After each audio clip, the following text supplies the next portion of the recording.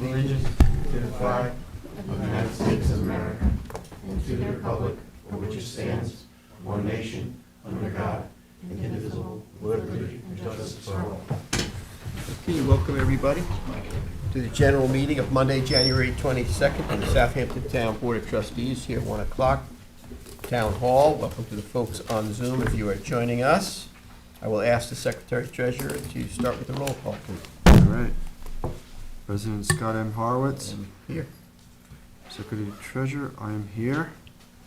Richard T. Marin Jr. Here. Joseph R. McLaughlin. Here. Matt Parsons. Here. Okay, Everybody's here. great. Mr. So, President. thank you, sir. So just for everybody's information, the next trustee meeting, the work session will be the 9:30 a.m. start on Monday, February 12th, 2024, followed by the 1 o'clock general session that same Monday, the 12th of 2024. So if you're planning on attending for any reason, those are the dates. We do have some discussions on for today. I see the first one is this SOAR 2.0 program supporting oyster aquaculture and restoration with Zachary Greenberg, Officer, U.S. Conservation, and the Pew Charitable Trusts. I guess that's not you, huh? He'll be coming on Zoom. He's coming on Zoom, gonna be okay. He's Zoom, on. so He's he'll on share- Zoom right now. He'll share his screen if he has any. Zach Greenberg needs to be let in. All right. Mr. Goodman.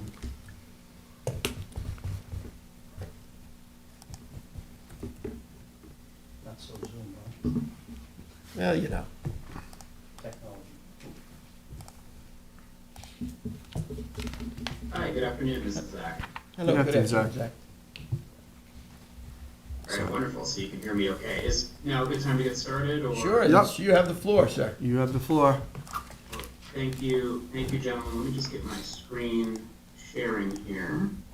Get started in 1 sec.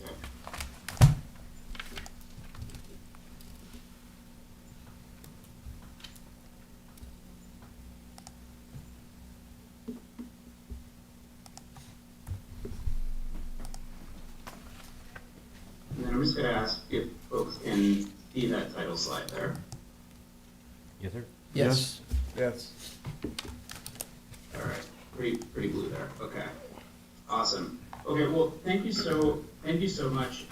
So my name is Zach Greenberg. I'm an officer with the Pew Charitable Trust U.S. Conservation Team. I work out of Pew's DC office, and normally I would want to join you all there in person today, but I'm actually in Orlando, Florida for a team meeting, so coming remotely a few states out here. Just first of all, I just want to thank you all for the opportunity to present today. Appreciate the time. Recognize the beginning of the calendar year can be very busy, so just wanted to thank you for the opportunity.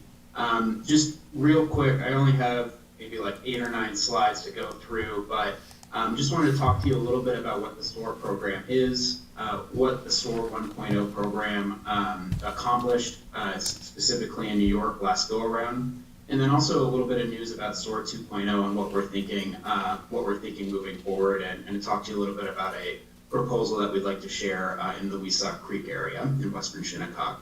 And then obviously any questions and answers. And I would just say I can't see folks, so I guess if there's any questions, just please feel free to interrupt, and I'll listen for it. But let's get started here. So the Supporting Oyster Aquaculture and Restoration Program, or SOAR for short, this is really, it's a partnership at the end of the day. It's a partnership between Pew, the Nature Conservancy, growers associations like East Coast Shellfish Growers and Lyoga on Long Island. It also involves several federal agencies there. And so why are we here talking about SOAR today? Well, it's all about oysters. Farmed or wild oysters are really these environmental powerhouses. So all the things we know, oysters improve water quality through filtration. They provide habitat through their reef structure, sort of like coral reefs do. And then in some instances, they can actually protect shorelines against erosion and storms. And so this sets oysters up to be one of our strongest allies in recovery and protection of the species. Just very generally, oysters are at near or historic lows, so what we're trying to do through oyster restoration is recover those co-benefits I just mentioned. But this partnership with SOAR came about in response to COVID-19. So most folks enjoy oysters on the half shell in a restaurant setting. The National Restaurant Association approximated that about 1 in 6 restaurants closed permanently or over the long term due to COVID. And so Q, TNC, and others got together and we were thinking to ourselves, well, how can we support industry? They are obviously a key player in restoration of oysters, but also during the COVID pandemic. And so what we said was, well, let us go out and secure some funding and we'll step in on behalf of the restaurants and purchase oysters. And at the end of the day, that's what the SOAR program is all about. Advance here. So the first iteration of SOAR launched in 2020. We started in 7 states. The inset maps there, those green dots, those are the restoration sites that we supported. There were quite a few on Long Island, including in Western Shinnecock, and I'll get to that in a minute. But SOAR has 2 components. The first is that purchase program. The second is our Shellfish Growers Resiliency Fund. So this is a national-wide program. It's a grant fund for growers by growers. They apply to it, and we provide funding in advance of innovative gear changes or other approaches to restoration that involve industry. Keep going here. Cool. So what I want to talk today is sort of about the purchase program itself. The photos on the slide here are sort of representative of what it takes to put together a purchase program. So I just wanted to provide that context quickly. I will say what you don't see on this slide is sort of all the lead up to deployment day.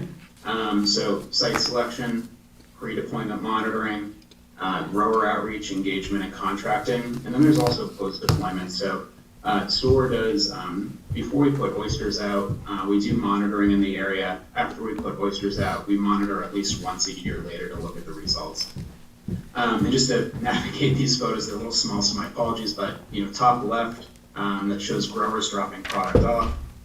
Oyster, any product that we secure through SOAR gets QA/QC'd on the front end, so you can see folks measuring lengths, seeing what the mortality rates are, and also QA/QCing for volume there.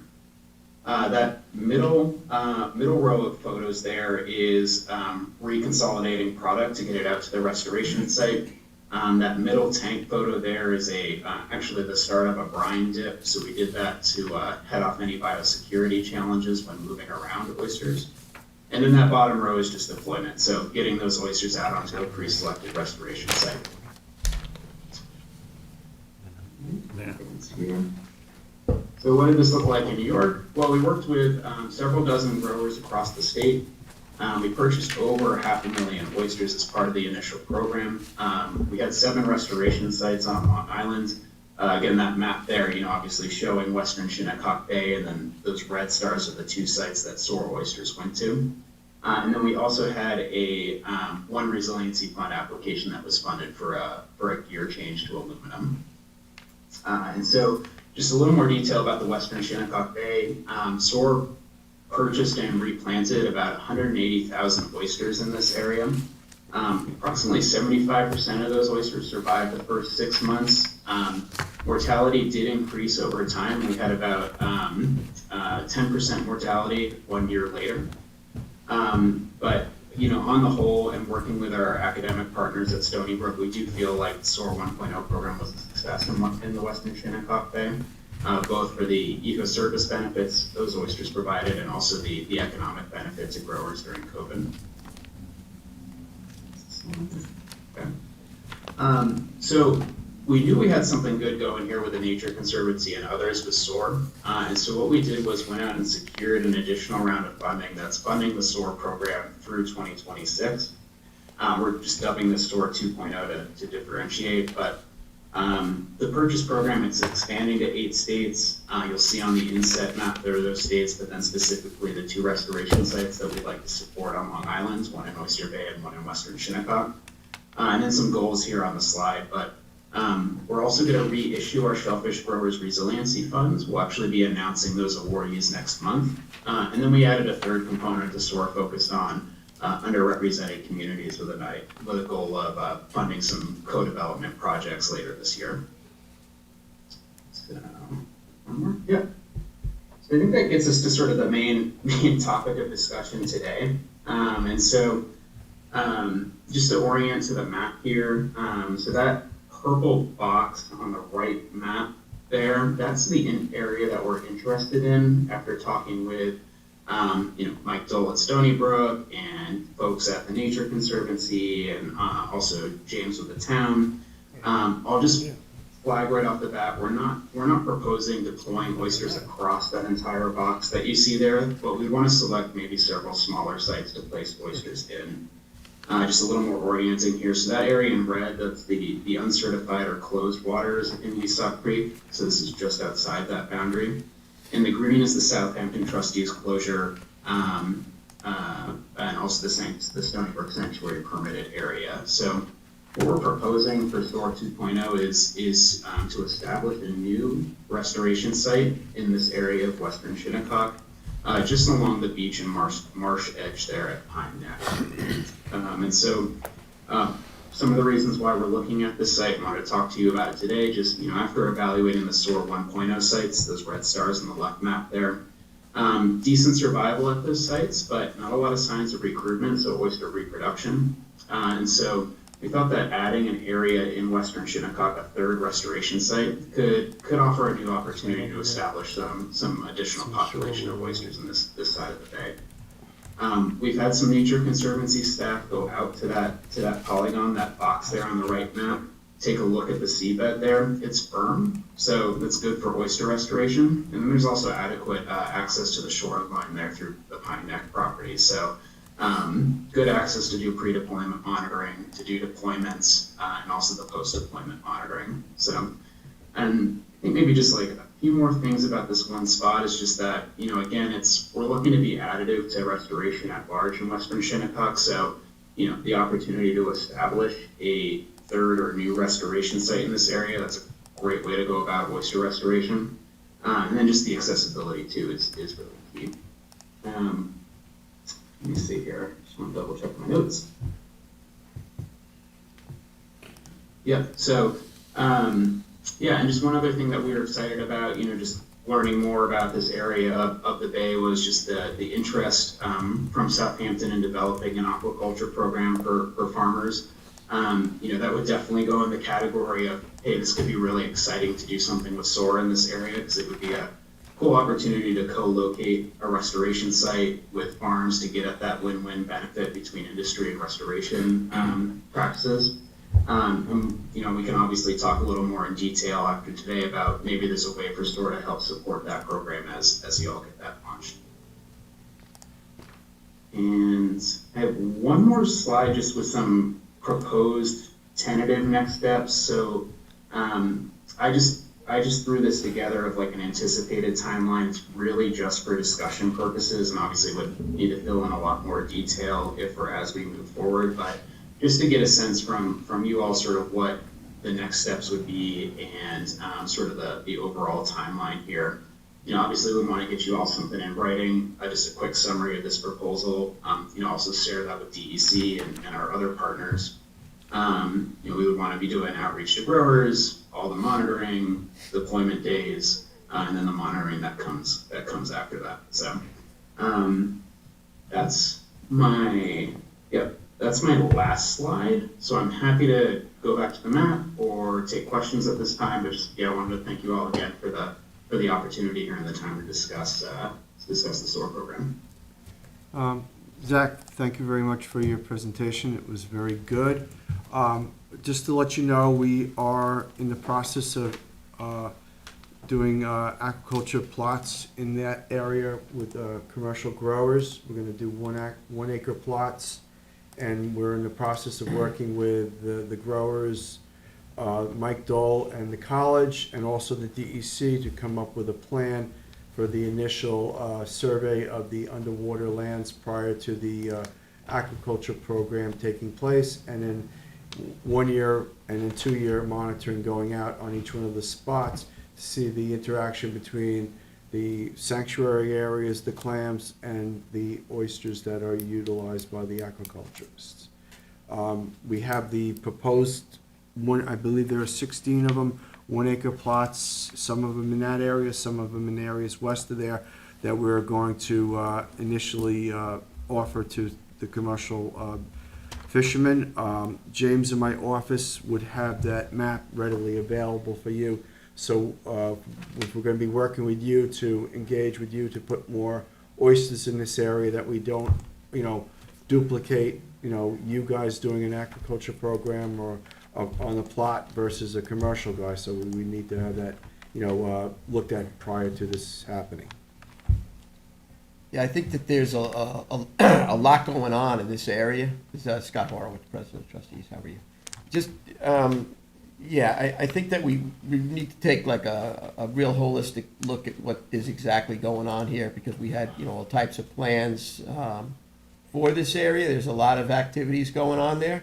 So I think that we need to have further, discussion on, how this is all gonna work out and, what makes sense, and just, logistically, I think we need to have a collaborative conversation about. This is Chip Marin. I just wanted a quick question of, for these sites, do you have a source base so that MSX and or dermo-resistant seed is not being, is being used and or not having MSX introduced into the bays? Sure, yeah, happy to talk a little bit to that, and just to the former comment there too, real quick. Yeah, absolutely on the coordination piece, and would want to work with you and the staff and at the town and at the state as well, just to make sure anything we do with SOAR, we want to make sure that's additive to the whole situation here in Western Shinnecock Bay. So would absolutely want to deconflict any sites, or make sure that we're in a position, if we move forward, that just we're complementing your all's efforts. Do you need a study done, a benthic study done, in these areas for this activity, or what's the story with that? Yeah, so two answers there. I think Stony Brook University and Mike Dole, who we work with really closely on SOAR, I think they have a good sense of what's going on the benthic side there. We did also have a few Nature Conservancy staff just go out to that area shoreline and just look at sort of bottom firmness, just to make sure if in the future, if we put oysters there, right, they're not going to get covered in sediment or sink into the bottom there. We want to make sure those oysters are obviously above the mud. Do you want to hop real quick back to the disease question? So for SOAR, what we're looking to partner with both growers, contract with them to purchase their oysters and deploy those. So we're looking for large diploid, so reproducing oysters from industry. A lot of those industry members are sourcing, disease-resistant oysters, obviously to grow for their own purposes and their businesses. The one thing we will do, we do quite a bit of data collection to make sure we know what we're getting, also what we're moving and putting out there. So for SOAR 1.0, we asked growers, obviously, for all their permits to make sure they were eligible to apply, but also their source lines for the oysters that they were supplying to us. And then we do some QA, QC on that as well to make sure we're getting exactly what we're paying for. So you don't see, there's no conflict between the fact that just the clam sanctuary area right there with what it is that you're talking about doing? There's no conflict there? I don't believe so. Obviously we'd want to work with you all in Stony Brook a little closer just to make sure that larger polygon that I showed on the map off of Pine Neck, our intent would not be to cover that whole area with oysters. It's too large of an area to do this, but what we'd want to do is sort of locate several smaller plots within that area. And obviously we want to pay attention to any, existing, let's just say, clam restoration efforts or other activities in that area, just so there's no conflict. Yeah, which I believe the college has done some clam restoration, but I believe it was a little further off the beach in the softer bottom. The area that you're proposing to basically there to the inshore part where the meadows are, there's a lot of rock and cobble and stuff along that beach in places. So for laying oysters down and not having them basically smother up into the soft bottom, it would be probably a pretty good area. Now, when you say an area, how large of an area are you looking at? A 1 acre area, or two half an acre areas, or something like that to divide them up? I'm just, in my mind, I'm trying to think of how big of an area so that we can look at our aquaculture areas that we've designated look at the colleges, their benthic surveys of their clam restoration areas, so that we don't overlap these, these three programs. We got Gobler, looking at the same. Understood, yeah, I don't know if I have an exact acreage number for you right today, because we do need to do a little more of some due diligence work for that area, just to see, right, like, what's that shoreline exactly look like? What does that bottom exactly look like? Yeah. But I wouldn't think it would be more than an acre at the end of the day. I think we'd also wanna, work with you all. It doesn't have to be like a solid acre block. We'd be more than happy to work and split that up maybe into quarter acres at first and see how we do, and maybe expand if we have that opportunity. So just, upfront, we wanna make sure we have a lot of flexibility there to design what we wanna do in response to the conditions there. So when you're done with your team meeting down in Florida, are you available for collaboration with the board, in-house here, with looking at charts and, really rolling up the sleeves and figuring out exactly what's going on here? Is that a possibility? Yes, absolutely. Happy to figure out a time to be there in person. We can look at some maps, do all that sort of work.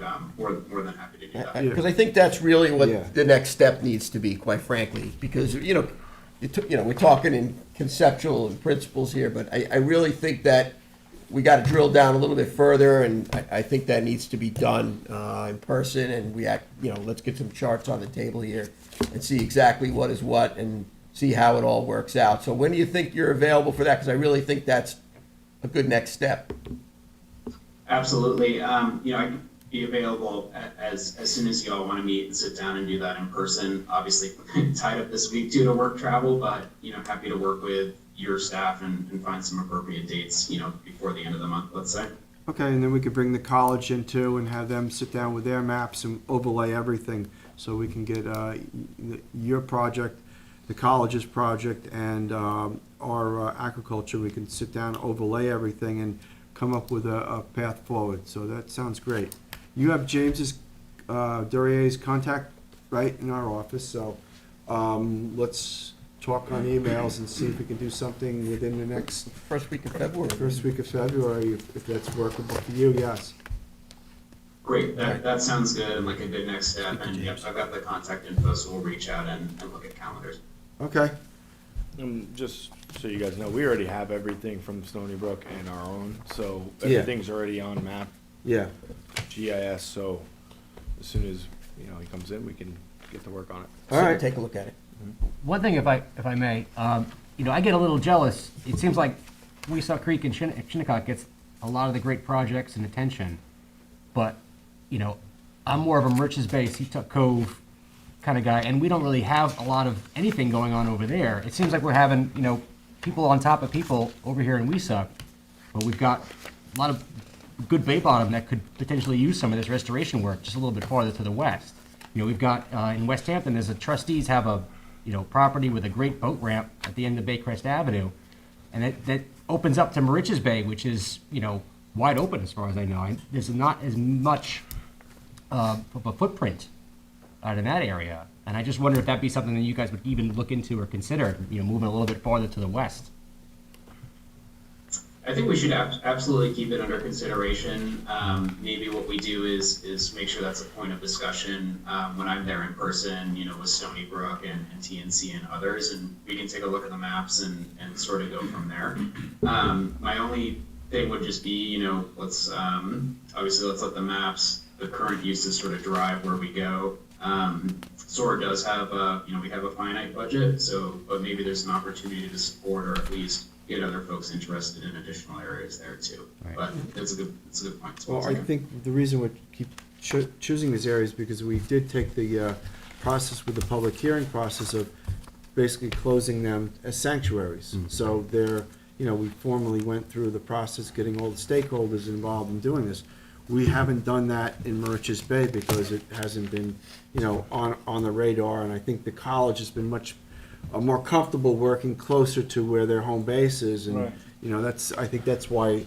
And then Chris Gobler mapped the where the area of water was the worst, and basically where it was a demarcation zone where it was bad and where it was good. So you get good and bad water, so that he could work west and push the water quality better west. I'm all for doing it up in Moriches. I mean, I'm very familiar with that area. I can, give you that whole, scenario of bottom up there. I worked there for 25 years clamming and fishing up there, so I know that area very well also. So, when we sit down at our meeting here, I will have James in my office get some maps together of, potential areas and, and just as an open discussion, all right? Yeah. Yeah, we'll put that on the list for the in-person meeting. Yep. Okay? Thank you. That sounds good. Thank you, gentlemen, for the time. I appreciate it. Thank you. I Thank really you. appreciate it. Good presentation. Yep. Thank you. Okay, that was a good one. James, you'll correspond, and we'll see if there's a convenient time that works for everybody to have an in-person meeting. We'll take it from there. Okay, we have another discussion today, the HABs analysis. I see we have Robert Moser here and Jacques Comer here for a presentation. Gentlemen? If you don't mind, if I can sit at the table. Absolutely, you can sit at the table. Mr. Comer, you want to come up too? I'll sit too. You're sitting over there? You'll tell me. You can sit here. Thanks. You sign in and state your name for the record, and Okay. you have a sign-in sheet for It's on- James? I believe it's on the podium. Oh, you want me to sign? No, James will get it, James will get it. Thank you, James.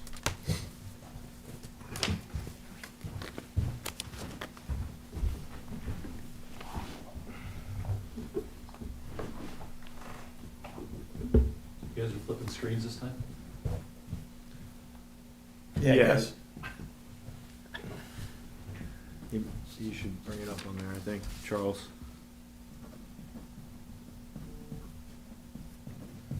Okay. Thank you. Well, I congratulate all you guys for your being elected to the town trustees, and I wish you the best of luck in your terms. I hope it's a successful one for the next couple of years. I guess it's 2 years, right? Yep. You guys are all Yeah, in the seat. All right, well, look forward to working with you guys. My name is Bob Moser. I'm a permanent resident of Remsenburg. I've been there since 1992. I have a background in environmental investigations. 25 years or so, I worked in the environmental consulting business, conducting Superfund investigations. So I have had a lot of experience doing creating and generating valid data under the Superfund law at contaminated sites. My associate here, Jacques Comer, is the more the environmental guy. I'm the geologist, groundwater guy, water chemistry, but he comes along and is part of the organization here. So I thank you all for allowing me the opportunity to share with you my passion for teaching other people about my favorite science. And I really appreciate you giving me this opportunity. So, question is, why are we here? We're here because, and these couple of slides, first couple of bullet here, you guys are familiar with.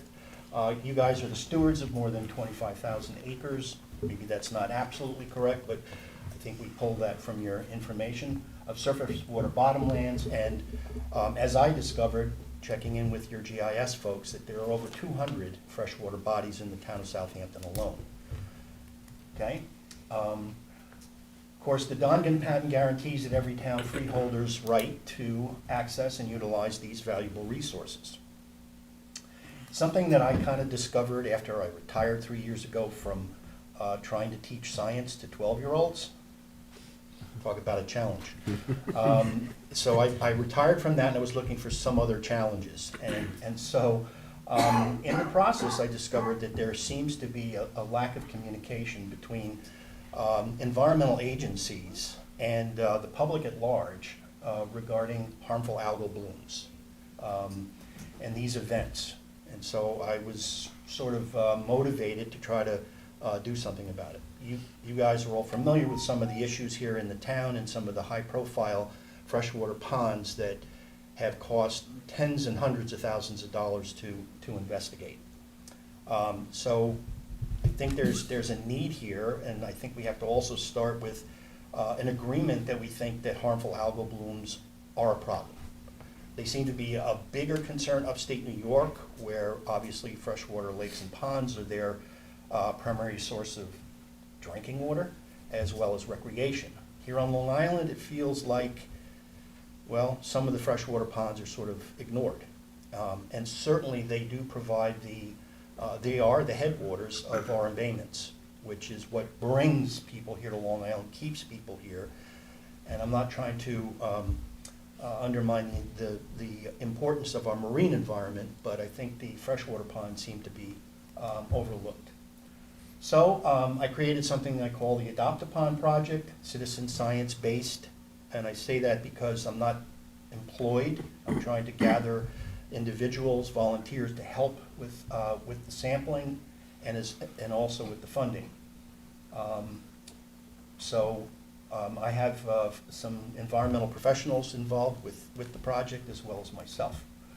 So what we want to do is we need your support to help you do what you guys do best. And together, hopefully, we can help preserve the nature of the waters of our town of Southampton for future generations. So that's hopefully why we're here, to see if we can work together on this. So who are we? Citizen Science Learning Center. Recently, I've created this organization. We're in the process of applying for the 501c3 status, but that's in progress. So that's where we're headed. Our executive board includes 2 environmental scientists, a chemical engineer, a grant writer, and a local real estate professional. So what we want to try to do is to characterize freshwater bodies for toxic blue-green algae, also known as HABs, and the environmental conditions that cause them. And I think the jury is still out. It's not absolutely sure what triggers these things in our freshwater ponds. Seems like there's a big focus on nitrate. Steve Ballone made the statement that nitrate is enemy number 1. And I think that's certainly true. But it seems to me that phosphorus is being overlooked. And there's a whole saga behind the whole phosphorus analysis that I can share with you. So we also want to be able to serve as a local resource to notify the public of potential exposure to these harmful algae in freshwater bodies. We're also working on building a coalition of other lake and pond associations on the East End, so we can share experiences, resources, and expertise with each other. I think some of you guys are, and I've spoken to some of you about that there was a Town of Southampton Lake and Pond Association back in the early 2000s, somewhere between 2002 and 2006 or 7, by Fred Havemeyer, and for whatever reason, it no longer exists. So I'd like to find out a little bit more about the origins of that legislatively and why that disappeared, and maybe we should resurrect it. Okay, so where are the locations? Now, because I live on the western side of the town of Southampton, and this has all been done for the last 3 years pro bono, I made it convenient for myself. So I had done a presentation online to the trustees, and at one point, I was asked if I could include Wildwood Lake as well. So West Pond and Eastport, you may know these by other names, but these are the names that I've found out. East Pond and Eastport, Mill Pond and Spionk, Beaver Dam Pond, West Hampton, Old Ice Pond in Quogue, Wildwood Lake in Northampton, and now, as of the fall, because this was brought to my attention by Bill Parrish, that there was a lot of community concern about Silverbrook Pond. So I've agreed to include Silverbrook Pond as part of our investigation.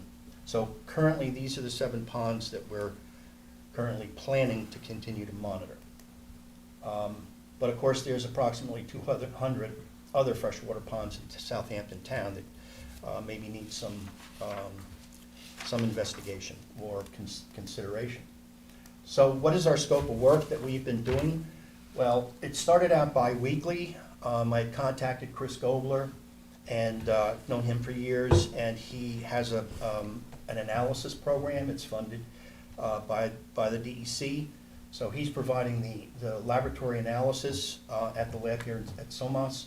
So in the beginning, it was bi-weekly, just because of the timing issues and me going out and doing this myself.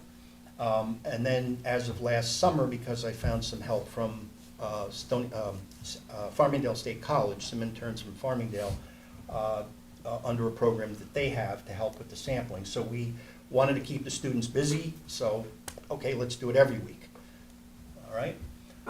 So besides the HABs analysis,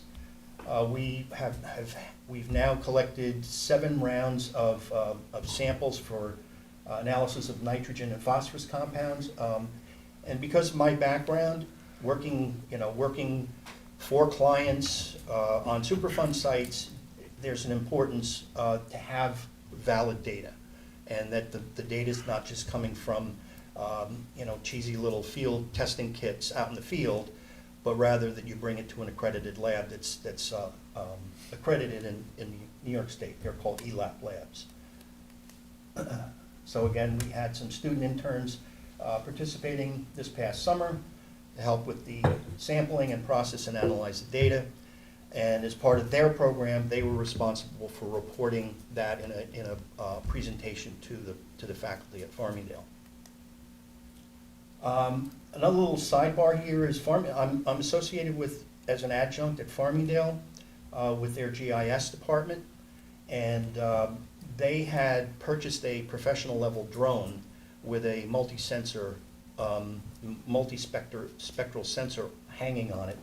And so what we were trying to do is to see if we could identify areas of groundwater discharge, because that's what's keeping these pond levels, is the groundwater flow to these ponds is basically keeping the level where it is. So we wanted to see if there's a way we can use a drone technology using the thermal imaging to see if we can see the anomalies between either warmer or colder groundwater during different times of the year. So we're hoping to go back out again in February to flight one of the ponds, East Pond, because it was small and easy to access, and launch the drone.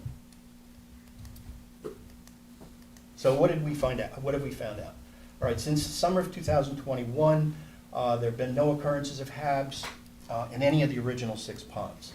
Silverbrook Pond was added, as I said, because in 2022, they brought samples, some of the local folks had brought samples up to Gobler's lab, and they documented that they had actually documented that they had a lab based on the lab analysis rather than just visual. One of the interesting things happened in 2022 is that the blue-green algae levels in Old Ice Pond and Wildwood Lake were at elevated levels, 13 and 14 micrograms per liter, which was above their historic levels of around 3 micrograms That's per liter. phosphate, that's nitrate. Sorry? It's phosphate and that's nitrate. Blue-green algae. Oh, blue-green, I'm sorry. Yeah, all right. And, if you guys have any questions along the way, feel free to, interrupt. I have no problem. You're doing great, you're doing great. Okay. Now, just so you know, there's a threshold of 25 micrograms per liter by the health agencies to say that you are experiencing a HAB. Which could be a respiratory issue if people are sensitive to it. Exposure, when you get it on your skin, Okay. it can be an irritant, but ingesting it can be Dead dogs. lethal. Exactly. Yeah. So, I believe that's happening. and when I do drive around and I see, people on kayaks or canoes with their dogs, and they have no clue as to what's going on there, it's a concern. Yeah, I've seen the water in Agawam and Mill Pond. It's like Oh. pastel green. It's terrible. I know, and thankfully, the ponds we've been sampling, with the exception of Silverbrook, have been crystal clear. And just, so when I've had students with me or other people, because I drop the samples off at Gobler's lab, that it's a perfect opportunity to run up to Lake Agawam and say, this is what it can look like. Yuck. Okay, so threshold of 25 micrograms per liter. Now, there were 2 events of blue-green algal blooms, I'm sorry, green algal blooms, not blue-green, because when I get the results from Gobler, he doesn't just give me the blue-green, he breaks it down into blue-green, green algae, diatoms, and one other? Hmm? There's another organism that he provides, and I can never remember the name of it. I'm not the bio guy. Anyway, so we had these two occurrences of green algae in October 2022 and July in 2023. Let me just back up on that, so we stick to this. And the green algal bloom in last summer lasted for several weeks. It started in July, right after we had a huge 3-inch downpour over a weekend, and they had a tremendous amount of runoff coming into the pond.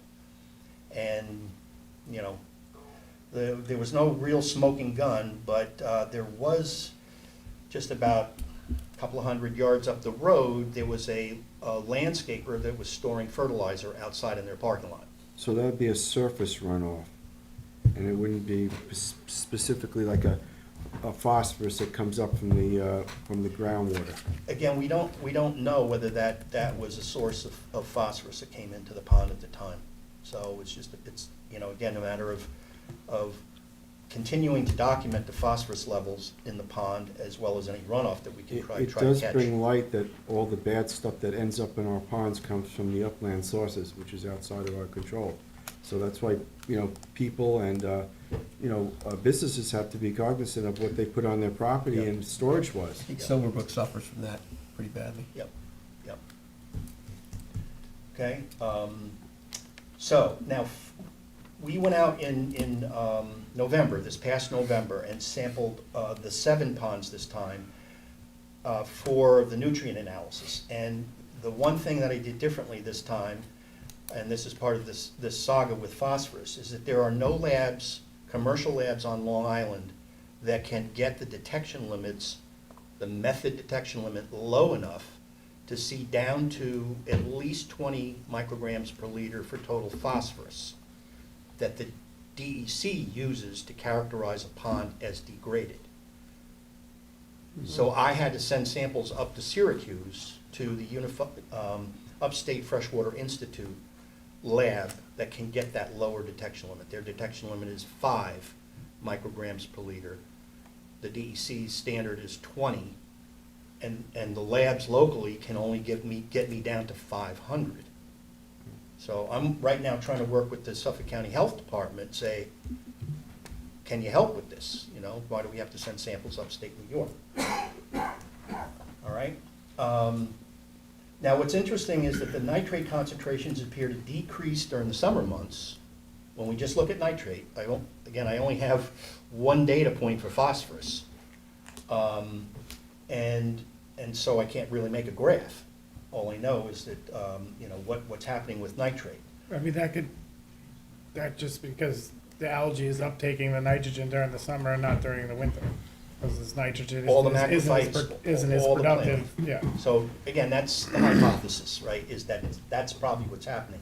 I know this graph is a little hard to see, but basically, if you look at the dark line, you can easily trace that dark line, and all 6 ponds seem to behave the same way, that the nitrate levels go down in the summer, and then they go back up in the winter, for whatever reasons.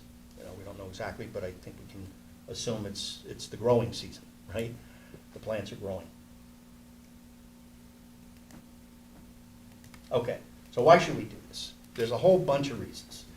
And I'm just going to list them up here. Biodiversity conservation, habitat restoration, educational opportunities, water quality improvement, recreation and aesthetics, community engagement, scientific research, legal protections, economic benefits, and property values. Again, if somebody does get injured while utilizing one of these freshwater ponds, I don't know what the town's liability is, but it's something that. Well, I think you gotta add public health and safety to your lists. Okay, well, maybe I kind of assume that. Especially knowing that, when you have a harmful algal bloom and you ingest it, you could become sick. If it gets on your skin, it's harmful to people's pets, obviously, so public health and safety. When we do get notified that there are high HABs in ponds, We do post it. SAG is one that comes to mind because historically that's been a real hot spot for blue-green algae. And So, again, as I understand it, it's between the DEC and the Suffolk County Health Department that put the signs out. And Gobler. We put Yeah, signs you out, guys we do- do, you we have put your signs own out signs? also. Yes. Yeah, we do put signs out Okay. also. The trustees work with the health department to put signs in our area so that they don't have to do it, essentially. Yeah, But Okay. we the- collaborate The with health other department agencies. lets us know, and then the trustees, marine staff will, post it. Okay, because I've spoken with the health department, with Mike Jensen there, and I even offered, I said, if we have an event, I mean, Gobler is the one that's responsible for reporting it to the DEC Yeah. and to the health department, and then everybody else should be notified somehow. But I said, if you needed somebody to go out and put a sign out, I'd be happy to do that. To my knowledge, the health department only does it at certified bathing beaches, right? Or is that? We're talking about harmful algal blooms. Oh, okay. So, Right. like Lake Agawam, there's a sign right there. Gotcha. At any public access point, there's a sign that says harmful, harmful algal blooms, be careful in what the precautions are. that's probably one of the highest levels on the island, if Yeah. not the highest level on the island. Yeah, yeah. Okay. All right. So project outcomes, this can be a resource for student-based research science projects. I've tried to engage, the local high schools that are near me, between West Hampton and Center Moriches, Sayville, any number of high schools, to see if we can get, kids involved. Some of the high schools, and Jock knows this full well, he was involved with this, that they have independent science research projects that the kids are allowed to do, but, it's a whole nother world, the K-12 education world, and I've been there, 16 years worth of that. Okay. Hopefully Farmingdale will help provide some interns for the 2024 season for the sampling. It seems like we have a few kids that are interested in continuing to help, or new ones to get involved. We hope that the project will provide a baseline of data for future monitoring or remediation of these resources as needed. And the data necessary to characterize the health of these freshwater ponds, again, with valid data that's coming from a lab that is certified in New York State. So the future scope of work will continue to sample for HABs, providing community service through this notification system. And what I'm proposing is that we could put a sign up, and I know that the Surfrider Foundation is doing something similar, using a QR code. That if there's a public access point, that there could be a QR code on a sign that ties right into the state's reporting system, and also help if they see something that they can report at. Ed, you wanted to say something? Yeah, I mean, I know when I first came on the board, Fred had the Lakes and Ponds Association, and there was representation from at least 15 or maybe 20 Yeah. of the lakes and ponds, and the trustees would ask the associations to take water samples and send them upstate, and the trustees were paying for them at that time. So we could get some kind of a database of what was going on in our lakes and ponds. And over time, I mean, I've been here 17 years, but the blue-green algae outbreaks have, I wouldn't say they've gotten worse, because Mill Pond and Lake Agawam have always been bad, but I think they've expanded to other ponds slowly, and, why, we don't know. I mean, it could have been carried by a bird or something like that, or transported over there, but I do know that it has become a much wider issue. And, we try to work with, like the village, and the village mayors and all the people over there, and the Conservancy to do remediation on the pond. I believe they're coming up with a big fancy filter that they're gonna, recycle the clean water and put it back. And I don't know how that's gonna work out, but, Me either. and we work with the our rain garden on our parking lot. We're gonna Right. install a better rain garden, a more functional one that'll transition, the rain from the hard to the plants and filter it that way. So, there are things that can be done, but I think with you and your organization, it's the education of the public and people around, what you do is what you put on your property, the fertilizer that you use, because it's not like putting a fertilizer on a lawn that's in Shinnecock Bay where 3 tidal cycles that get pulled out to the Atlantic Ocean. It stays in that pond, it's in a bathtub, so. Yeah. And it gets recycled and reused and reused, and there's no method of really taking it out other than, like we do in Mill Pond and Agawam, harvest the lily pads, you take them out. That's about, I mean, very limited on Well, what then we can do. we're struggling with that. Yeah, We're struggling with that. We don't have all the answers to, that we're using these types of projects almost like templates to Right. try and figure out, like to your point, what's causing it, how do you remediate it, how do you get ahead of that? Land use, Sure. it's a lot different 50 years, than 50 years ago. We have so much density, you have so much going into the system right now, that once you get past that equilibrium, you hit the tipping point, it's hard to bring it back. For the most part, the environment is resilient. If you take those steps, you can get it to go in the other direction once you can figure out what that diagnosis is. So it's like everybody get around the table and let's figure it out. The tough part is, getting the funding and, all the stuff is where it gets difficult. Right. It's like we rely on the Community Preservation Fund for the water quality, a portion of it, a lot of our projects for the trustees. Because let's face it, a good chunk of that is in our wheelhouse. I really think that, there should be a much smoother way, a more cohesive way in order to get those benefits to the public, especially when you're affecting people's public health and safety Yeah. with a lot of this. I really think we can do a better job in general as government in getting around the table to, if you got something to say, you gotta come up here. You can't speak from there.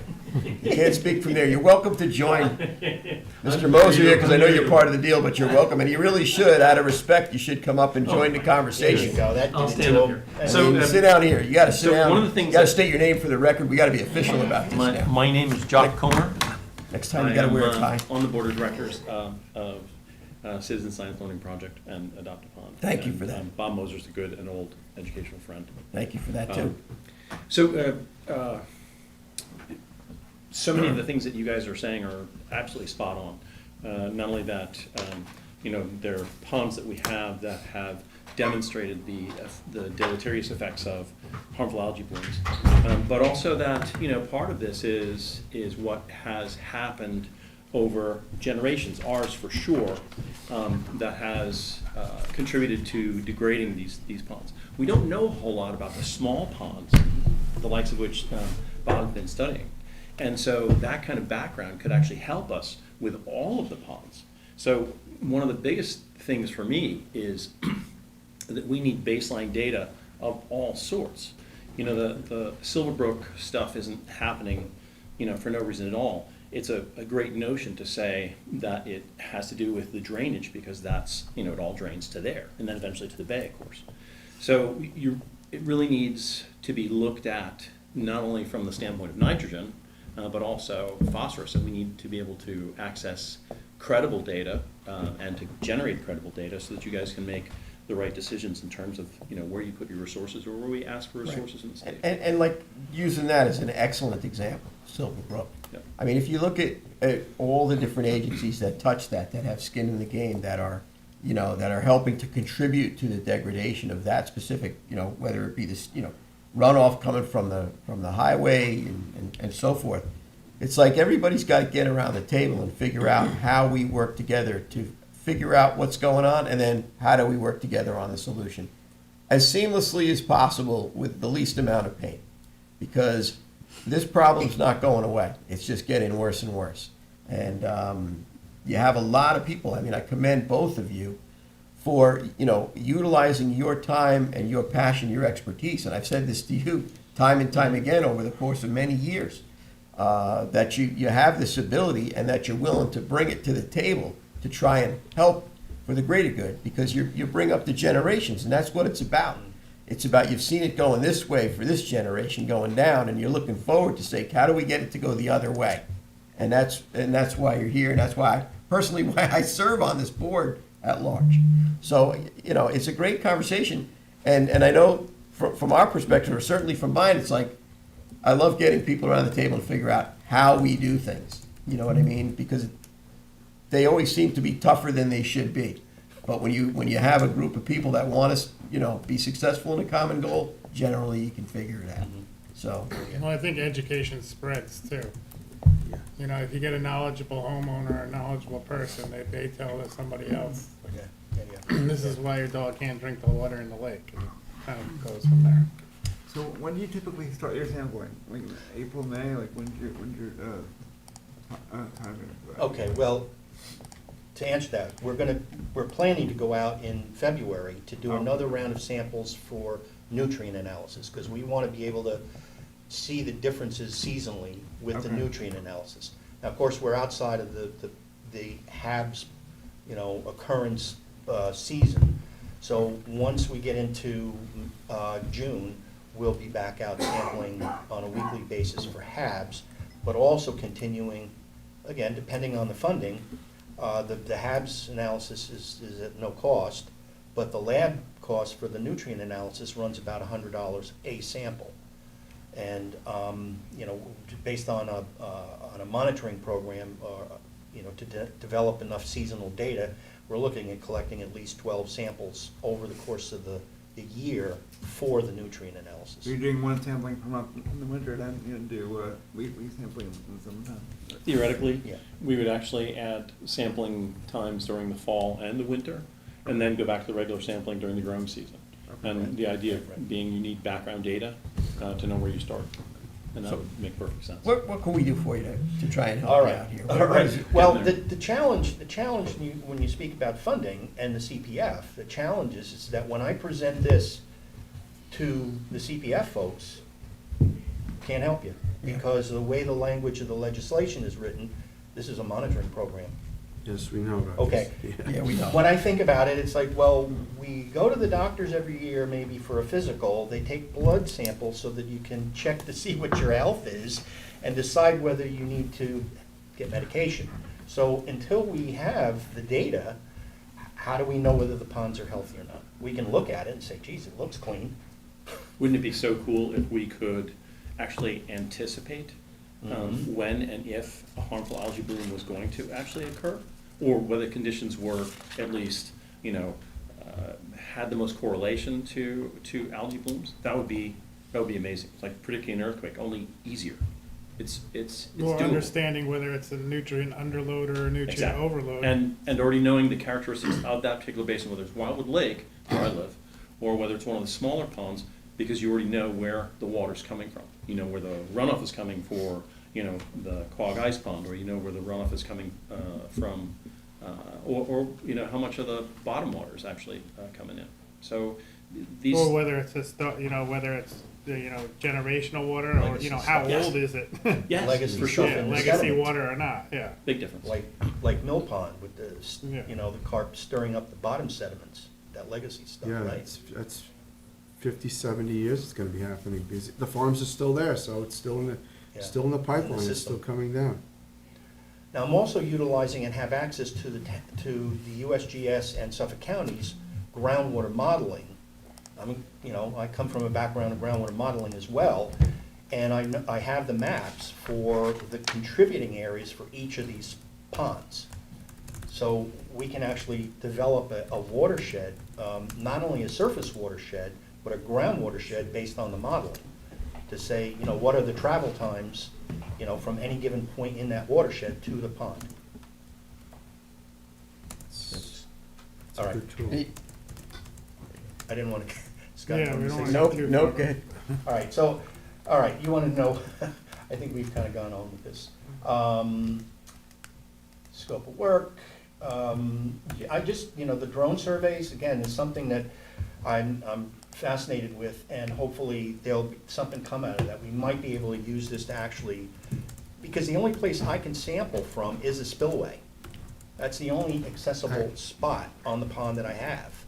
So you know, it's a logical place because that's where all the water is draining to. Yeah. But I can't see what's going on the far ends of the pond. So possibly utilizing a drone for that purpose would be very cool. Now, how can you help? All right, so let me just throw this out there.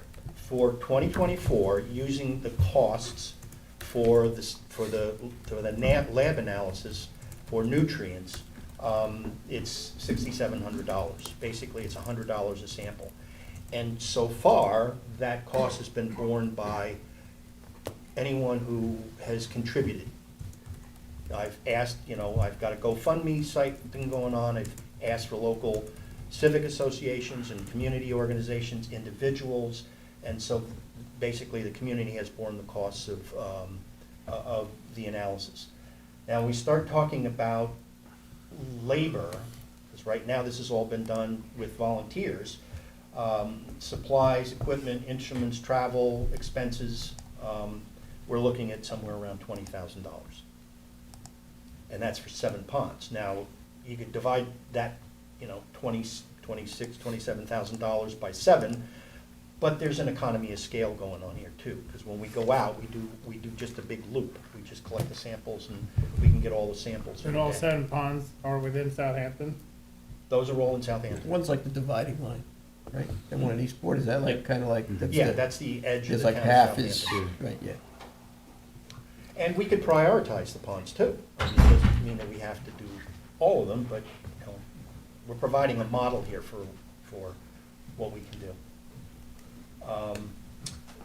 What I'd like is, because we don't have the ability to communicate other than knocking on doors, which I hesitate to do, is to notify the residents of a program like this, so they become part of the citizen scientists that are helping to gather data, even if it's just a visual.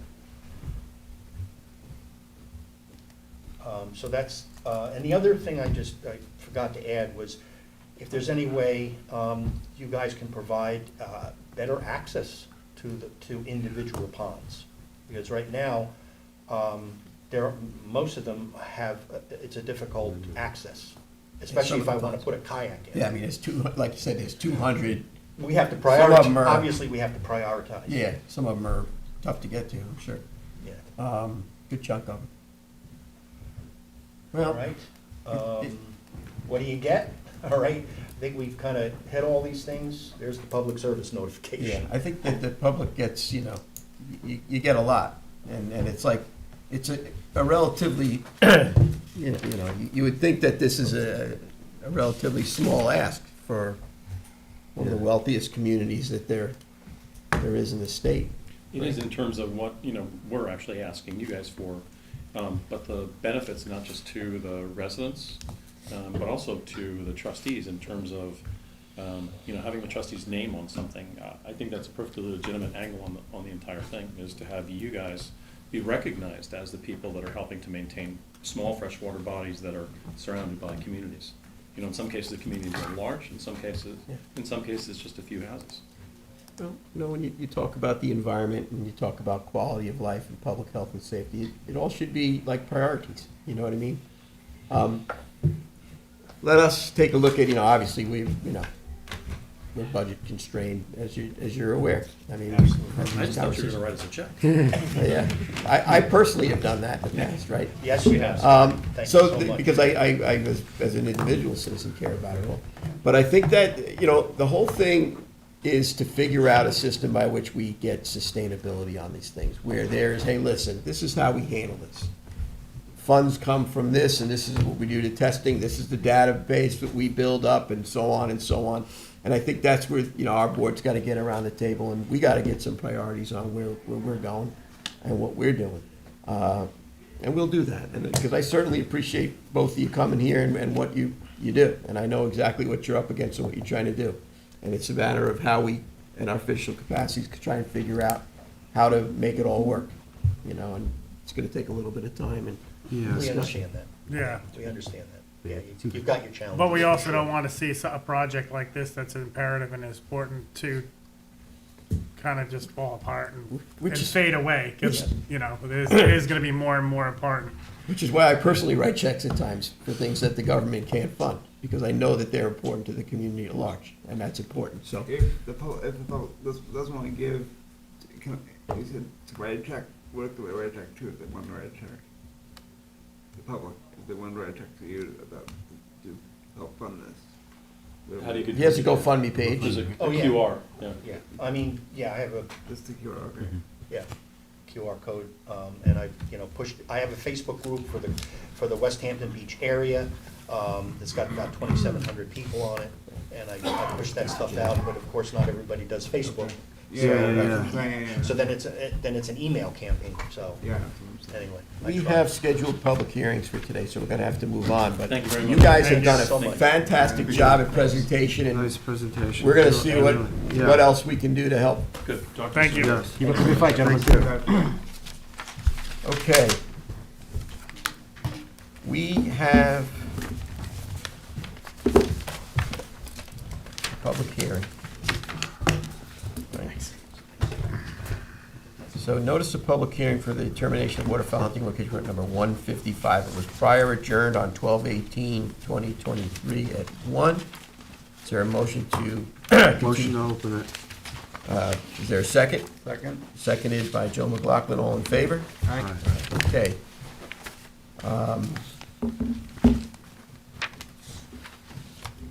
Is there anybody here that wants to speak on this public hearing? That's for the blind transfer, right? Yeah, This, 155. Yeah, and Burnett, correct? Yeah. I mean, it's listed as something else, but I guess we're talking about the same thing here. It's the same It thing, was, just, yeah. Adjourned, like the last meeting, I ended up having COVID, like, for Okay. So, Take 5 minutes, okay. tell us.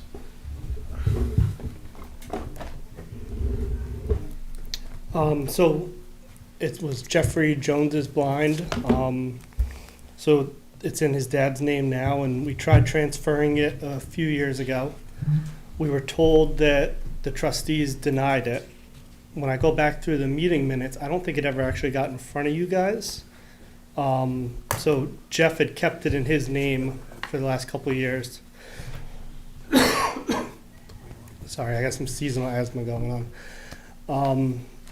So we tried transferring it again this year.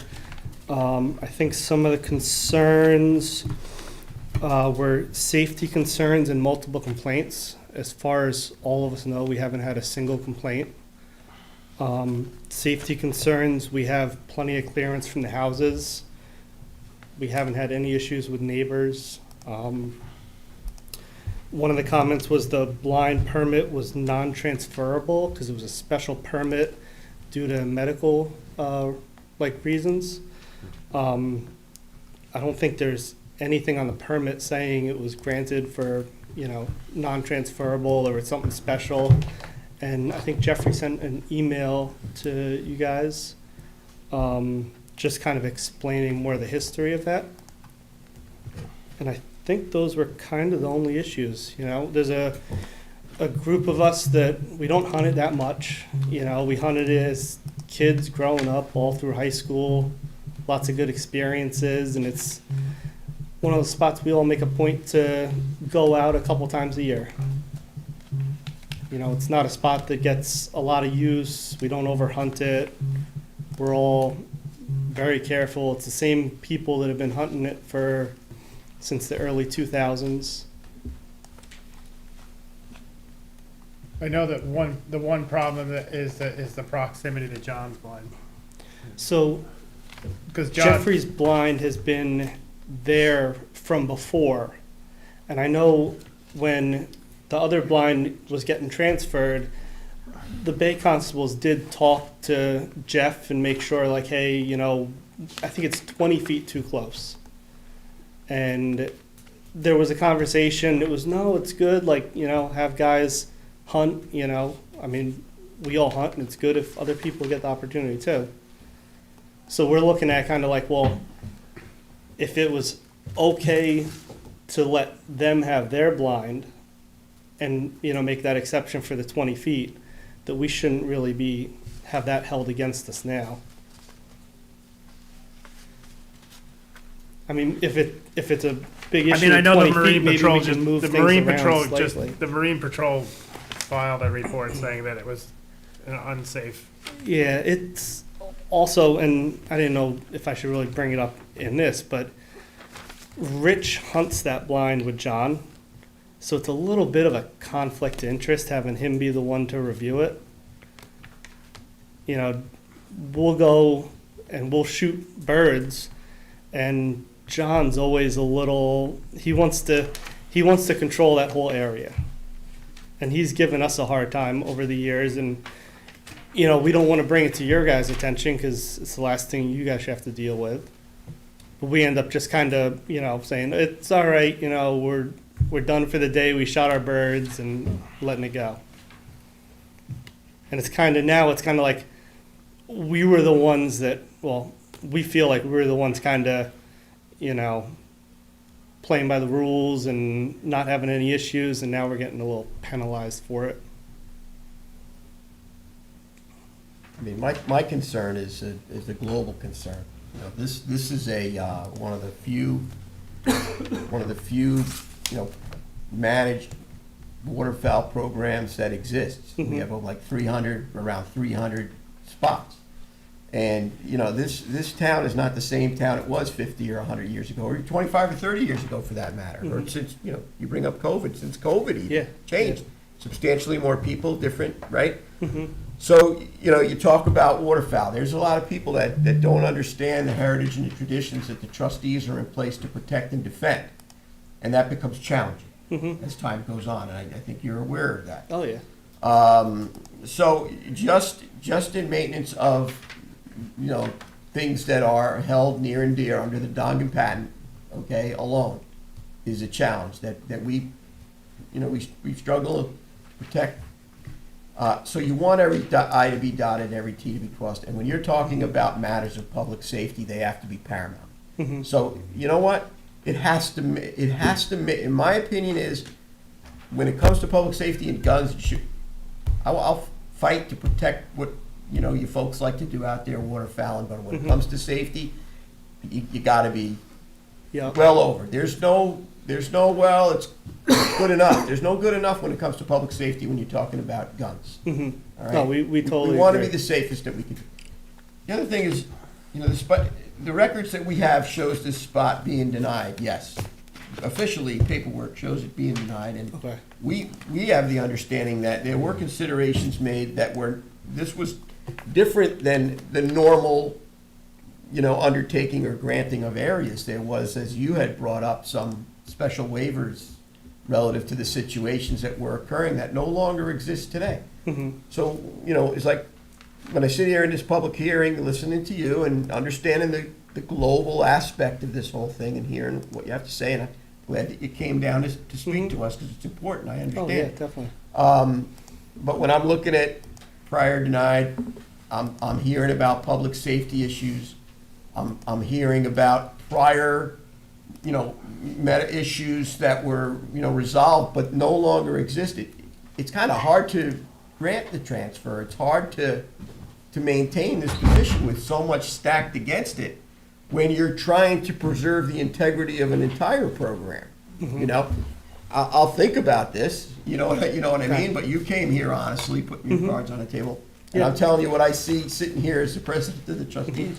So- I'm certainly listening to hear you out and give this some thought. You know, but None of us want to We see appreciate sites that. going away. Like, Oh, yeah. You know, Yeah, like once it's just gone, take that's it it. note Yeah. that we want to see guys being able to gun from here, you know, Yeah. for quite a, And- but this is just a hot item. Yeah, and we're willing to work with if it's, you know, if we could adjust some of the blind locations or something so we can get that 20 extra feet separation.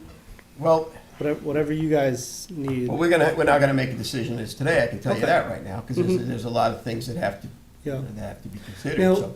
the public safety issues, like, do you guys have any more information on what those actually Well, I mean, are? right out of the gate, you're listing that you're not making the clearances, even if it's by 20 feet. If you're not making those clearances, you're not Mhm. making those clearances. And once I have, you know, somebody from the law enforcement side of it, you know, bringing to my attention that there's a public safety concern that this board has the ability to remedy, we're certainly gonna do that. We have to do that. And that's, do you have other spots that you hunt throughout the town?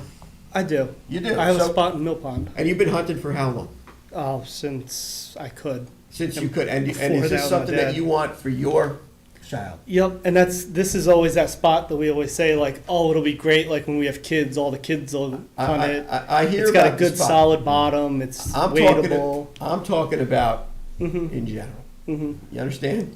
You know, it's an absolute privilege to have a reserved duck blind spot. Oh yeah. You know, it is. I mean, you have the right to hunt and dog and pat, and I'm here to represent it and fight for it.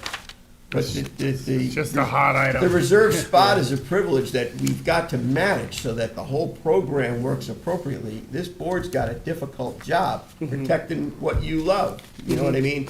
And it's like for not only you, but for all the hunters that love this. We need everybody's cooperation. We need to have good information so that we don't have the Wild West going on out there on the waterway, so that we can continue for the next 400 years, making sure that everybody can safely go out there and enjoy this resource that you enjoy. You know Yeah. what I mean? So this is a unique situation that's going on here, and it warrants. Yeah, we definitely have to talk more on it. Okay. And And if anybody wants to go out there and walk it or something, just let me know. I can meet you down there and kind of go over, you know, any questions you have or anything. it just gets tight in Burnett's Creek, as you know, nowadays, house-wise. Yeah. You know, it's And- like, it's not what it was. Like our blind and John's blind are a little different too. Like the way we have our blind situated, our closest houses are off of each end. So when we're shooting out front, the houses are far away. You know, when John's got his blind, he's got like a house out here and then a house off this end and then that corner of the road at the end of the bulkhead. And I know there's been issues with that blind over the years with a caretaker calling in for shooting and having BBs land on the road and the house across the street and stuff like that. But Jeff's family no longer owns the Burnett house, and that's what Yes. this blind was based on, is that because it was Burnett property, Jeff could access it with his son. You know, like, that's where it's sticky.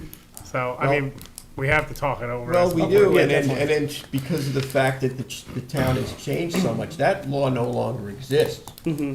Because we want, you know, everybody that wants to be involved in the resource to be able to go out there and enjoy it, as long as they fit the parameters, not that somebody that owns 250 feet of frontage is taking some type of a precedence over somebody. That's to Yeah. protect the average freeholder, you know, in the town from being able to enjoy this activity.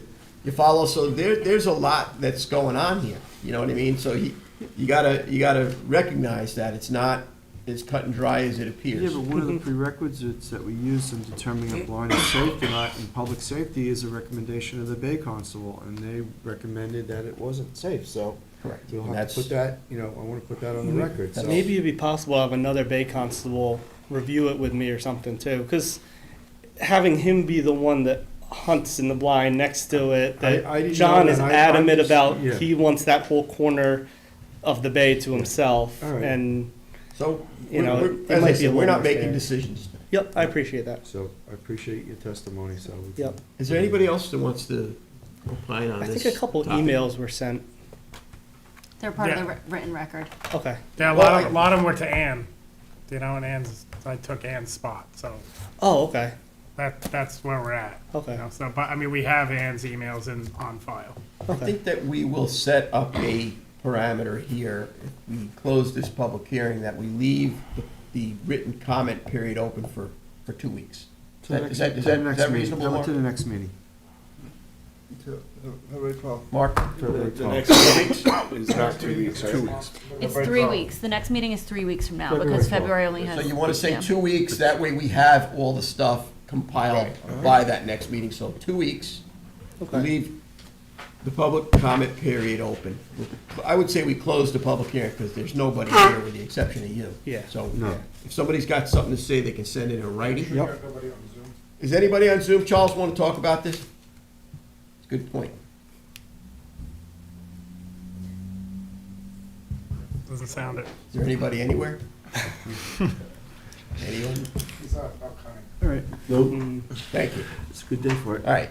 All right. So if there's no more comment, nobody's got any comment, then I would motion we close this public hearing and leave it open for 2 weeks for written. I'll second that. And Seconded if by trustee. anybody needs anything from me in the meantime, you guys have my cell phone number and everything, and Okay. let me know. Seconded by trustee Warner, all in favor? All right, Okay, thank you. that public And hearing is closed. one other quick comment. Thank you for everything down at Mill Pond. Last year was the first year in a long time when I pulled up a decoy weight and there was actual vegetation on it. Oh. For probably 15 years before that, I've never seen it. Wow, so that's good testimony. Yep. Those raft things seem to be making a bit of a dent. Oh, good. Thank you. So, thank you guys. All right. All right, so that concludes the public hearing. So now let's go to public portion. And I would like to acknowledge that our liaison, Councilman Bill Pell, is here. And perhaps you'd like to address the board? That's why I'm waiting for public portion. Nice. I feel like good. You could be I'm number standing. one, and you could use as much time as you like. I only need 2 minutes. I just wanted to say our meeting last Friday went very well, I thought. And I wanted to let the freeholders know that the town board and the trustees are talking and hope to have the MOA and the tax line finished up by budget season. We really can't go into it, but I just want to let the people know that we're working on it. I appreciate that, and I will say, and as you say, we can't go down into it, but it's no secret that Councilman Pell sat as trustee Pell for well over a decade and fully understands what is needed to protect and defend all the beneficiaries, the freeholders, and the commonality of this trust. And I would like to say that, thank you for that, and that, I think that the public expects us to really work together so that we can protect natural resources and defend public access for generations to come. And I think that's best done by having people really work on these issues to make sure that that happens, because that benefits everybody. And I think that's where, Because in the bottom line, like you say, we all work for the same people. that's right, And one more thing, it's Ed's turn to buy the pizza next time. that's true. And if Ed's buying the pizza, you know there's gonna be pepperoni on it. Yes. So, All right, thank you again. thank you, Thank you, sir. Billy. Take care.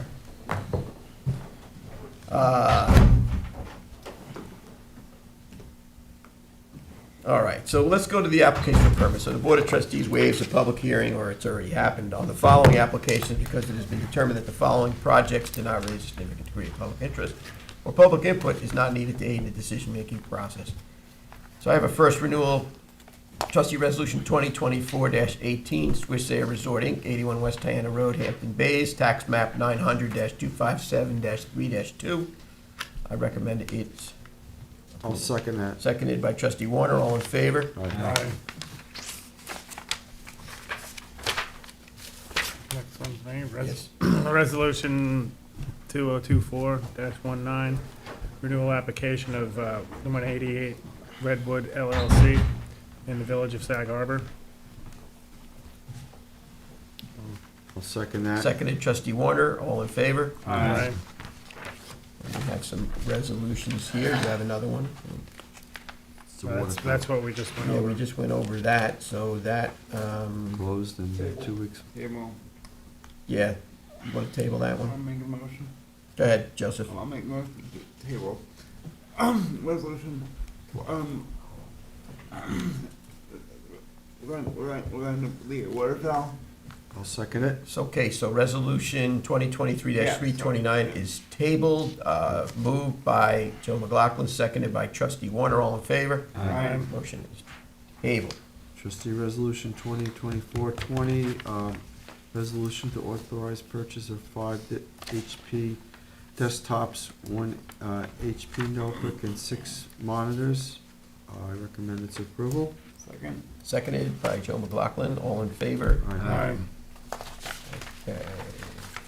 I have trustee resolution 2024-21.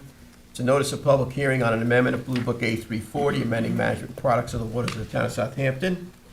The definitions Under boat ramp and 4x4 beach permit, reserved that the Board of Trustees of the Freeholders and Commonalty direct a public hearing shall be held on Monday, February 12th at 1 o'clock. Hear any or all persons either for or against proposed amendment of the Blue Book. I'll second that. Seconded by Trustee Warner. All in favor? Aye. And this is relative to commercial users of trustee boat ramps, owned facilities. And docks and And facilities. docks and facilities being responsible for damage to our facilities, and there's also a fee attached to the use of these facilities. All right, so we're all in favor? Yep. All right, so scheduled public hearing. Trustee Resolution 2024-22, it's resolved that the recommendation and review of the town comptroller, the following vendor payment warrant number 1 be approved for the amount of $2,362.89 for card member services. I recommend its approval. Second. Seconded by Trustee McLaughlin, all in favor? Aye. Aye. Okay. Any discussions anybody have? I know we've been discussing a lot of things this afternoon. And we do have a little bit of exec session left to go into after this. So does anybody have any updates or? Oh, we have a walk-on. Thank you, Secretary Treasurer Warner. We have a walk-on. I'd like permission to walk on an application. I'll second it. Seconded by Trustee Warner, all in favor? Aye. I am going to hand this paperwork over to Trustee Marin. This is the application of Patricia Grant and 6 Town Line Road in the village of Sagaponic. This is just to do an emergency dune restoration project whereby her dune had been eroded in the last couple storms, so. I will second his permit approval. All in favor? Aye. Aye. Okay, so that concludes the walk-on emergency. I do have, I had a conversation with Suffolk County DPW, the dredging crews, leader Scott Hillary, discussing North Sea Harbor and potential spring dredging project there this spring. He asked me to contact the Bay Constables to do a site visit to see how the channel is faring through the winter season. And he's going to recommend that the material be placed on the east side of the channel, not on the west side where it has been done for the last couple of dredging cycles. So it'll be put on the Todd Point side for everybody's information. If they do the dredging project in the spring, because we also have to deal with birds and migratory birds and other stuff. But as it approaches a little closer, I will update the board on what's happening down there. Thank you. Anybody else? Is there any, there has been some questions in the community of where the LY drain project is at? I have not gotten an update from Terry at all, so I will contact him, and hopefully I will have an update by next meeting. I'm hoping that it's pretty close to finalization, because as we know, the last week or second week of February, sometimes the LYs do show up here, so as soon as I get an update, I will furnish it to everybody on the board. Thank you. Thank you. Anybody else have anything else? I'm good. I thought it was nice that our liaison came in, making some good progress on working for the town. And On the record, on the record as the same way he said, so it's good. yeah, Yes. it's good. It's good when people work together. You really can get a lot of great things done. All right, so that being said, I think we've had enough going on here this meeting. And Scott, I probably just missed it, forgive me, but was Reso 2024-22 approved the warrant for the check? We did that, yeah. Yes. You did, Yeah. okay, sorry. Yep. As a matter of fact, we gave him your credit card number. That's good. Well, that'll be another problem. The black card. Quick bounces. All right. All right. We good? Yep. Are we gonna go into executive now? Yes, we gotta go quickly, so I'll make a All right. motion to adjourn and go into exec session. Second that. Seconded, Trustee Warner, all in favor? Aye. Were we doing this today, the Goldberg thing? Yeah, well, that's for the exec. Gotcha. Yeah, that's not, it's, yeah. We're not doing that today.